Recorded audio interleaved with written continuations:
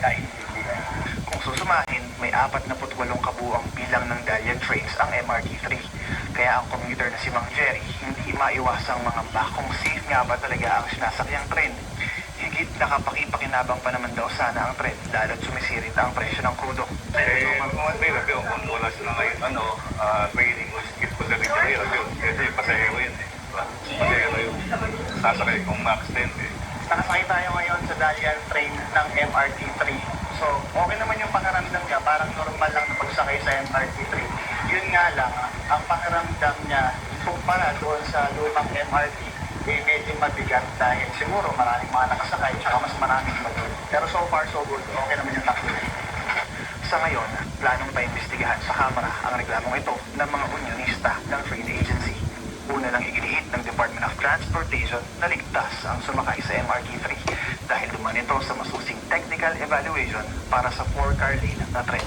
Para sa agenda, Ian Maghanoy, Billionaire News Channel. Update naman tayo sa lagay ng panahon mula sa ating ka-weather. Ka-weather? Ano yun ha? Benison at Tareha ng Pag-asa. Benison? Turina, unti-unti nang nababawa sa bansa dahil sa patuloy na paghina ng northeast monsoon o hangin amihan. Bagamat may naitala pa rin po tayo ng 9.8 degrees ako kakaya ng panghuli. Kaninang umaga, tumaas na bahagya yung mga lowest temperatures po natin at bilang na sa may Baguio City, Batanes, Bukidnon at Samar Province. Ayon po sa Pag-asa, Hindi, alauna ko inumin yan. ang pagtatapos ng amihan season at Alauna, ang pagsimula ng warm kakain ako ng panghuli. sa katapusan ng Naman, linggong ito may o sira sa ano susunod eh, na linggo. 2 o'clock na nga yung ano Sa rate eh. of forecast po ng USC Pag-asa bukas, March 18 araw ng Miyerkules sa Luzon. Pero kung may pinapagulan pa rin sa ilang bahagi ng Cordillera Administrative Region, ganyan po sa may Cagayan Valley at Aurora, sa mga kabundukan, mga light to moderate rains po yan.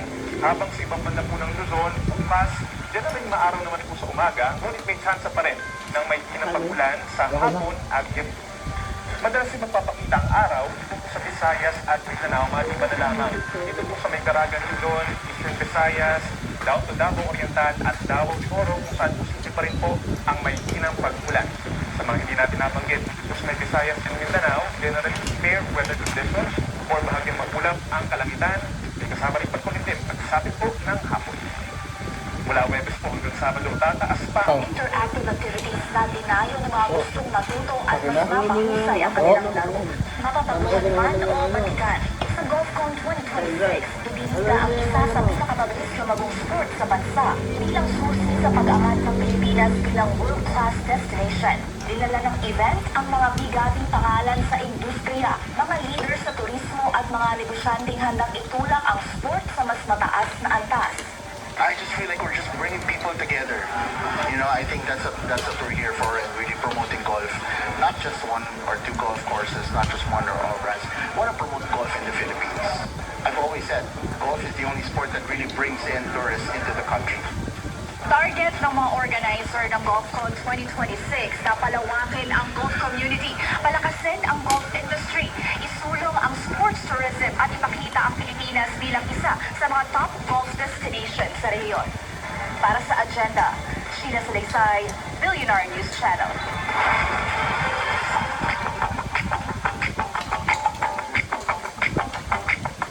The mini reunion ang 2 of the biggest Pinoy sa global sports industry. Pinost ng Miami Heat ang muling pagkikita nila Coach Eric Spoelstra at Alex Ayala. The captain reads just 2 powerhouses repping the Philippines at the highest level. The two previously met in 2023 when Ayala watched Spoelstra get his 700th career win sa NBA. The Pinay tennis sensation and world number 29 is currently gearing up for the Miami Open. A remarkable dream run sa tournament last year ang siyang nag-reshape ng career ni Ayala and propelled her to greater heights.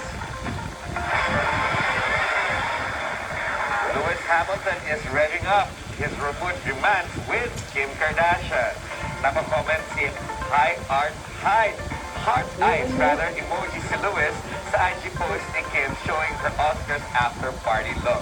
This comes 2 weeks after the two were reportedly spotted sa Lake Powell sa Arizona. Noong February, nakita rin silang cozy as they attended the Super Bowl sa Levi's Stadium in California. unveil what really happens behind the glamour of the music industry. Yan daw ang mission ng music team drama ng Songs for Selena, starring Mika Javier and Rachel Coates. Sa The Daily Dish ng Billionaire News Channel, Mika with her real-life partner, King of R&B, JR, said they hope the film sends a deep message sa artists na gustong pumasok sa industriya. It's about the dark side of the music industry sa Pilipinas. This never gets talked about. There's never anything about it that comes out. Because usually it's the fun and games and the glitz and glamour of the whole thing. It's never the behind the scenes. And we are unveiling a lot of the truth that happens. Because there's a lot of stuff that really happens sa mga artists natin dito sa Pilipinas na hindi alam ng tao. It's a story about two best friends who were always into writing music, performing, and they obviously dream of being stars one day. But this movie takes them through the journey and how hard it can get when you're trying to make a career for yourself. And you see two different journeys, how like opposing and opposite the experience can be when they're both going for the same goal. Songs for Selena is set to hit cinemas starting tomorrow, March 18. It features a diverse cast including Rachel Alejandro, Oli Zamora, and Gian Paglangan.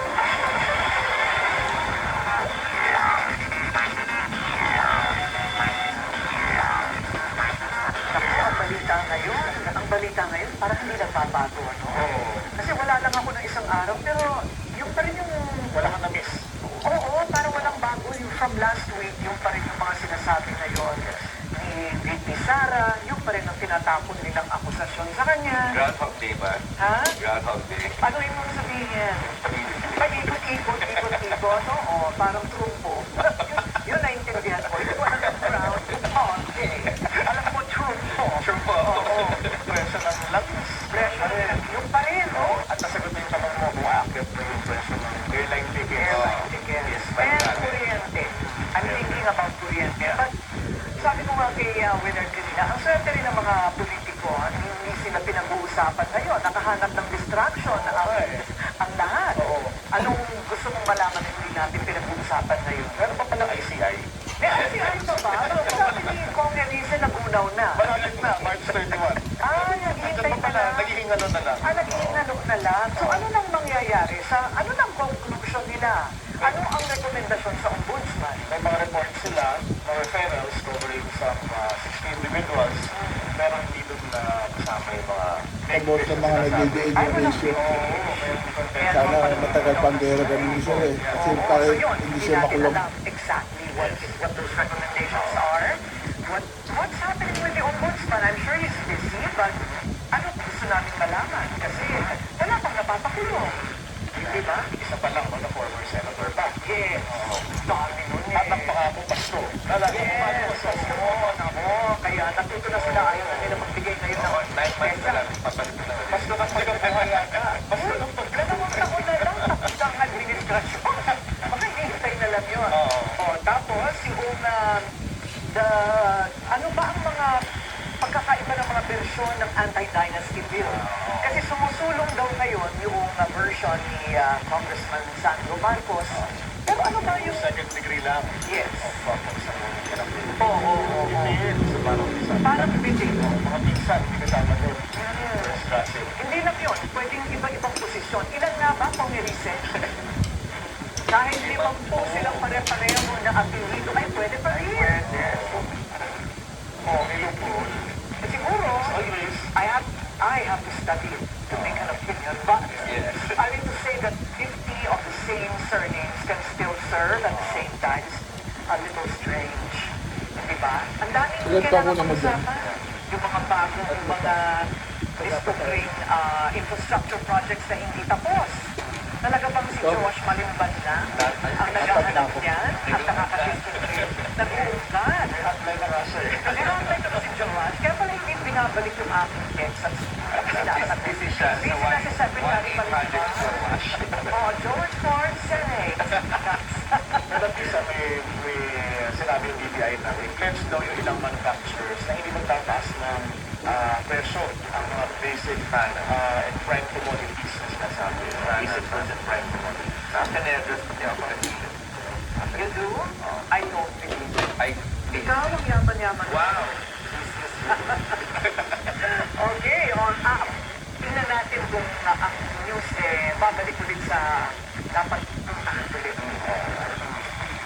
Yan ang ating agenda ngayong gabi. Ako si Sir Sek. Ako naman si Ferdy Salvador. For more news and features, visit our official website, bnc.ph. At ako si Corina Sanchez Rojas.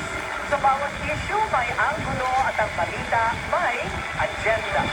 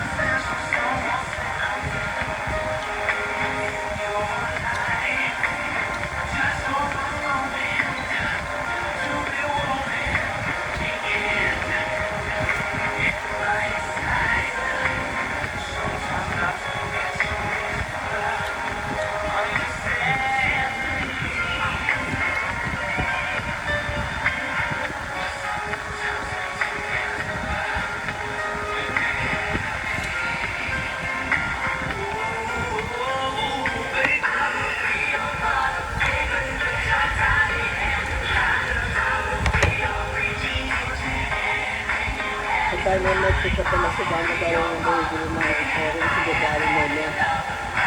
Ako ka na pinapalita ng deposit ko. Ay, sa bote pala ito deposit. Kanina pinapalitan niya yung dalawa yung universal processor. Universal processor. Sa bumili siya na rin ng dalaga.